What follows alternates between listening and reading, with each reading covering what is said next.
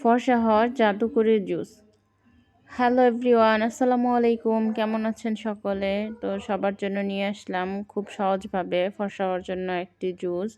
তো আমি এখানে নিয়ে নিলাম গাজর, একটি মালটা, আমলকি, অল্প একটু আদা এবং একটি ড্রাগন। এখানে আপনারা ড্রাগনের পরিবর্তে বিটরুটও নিতে পারেন, তো সেক্ষেত্রে আমার কাছে নেই, তাই আমি ড্রাগন নিয়ে নিলাম। তো আমি সবগুলো কেটে সুন্দর করে স্লাইস করে নিলাম। জুস করার সুবিধার্থে ছোট ছোট করে কিউব করে নিছি। তো দেখতে পাচ্ছেন এখানে সবগুলো আমি সুন্দর করে কেটে ধুয়ে পরিষ্কার করে নিচ্ছি। তো এভাবে আপনারা যদি এক সপ্তাহ খেতে পারেন প্রতিদিন সকালে, ইনশাল্লাহ ভালো একটি রেজাল্ট পাবেন। তো আমি সবগুলো উপকরণ সুন্দর করে ব্লেন্ড করে নিব।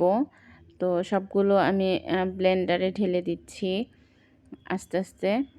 তো এখানে আমি সবগুলো উপকরণ দিয়ে তারপর পরিমাণ মতো পানি অ্যাড করে নিব ব্লেন্ড হওয়ার জন্য।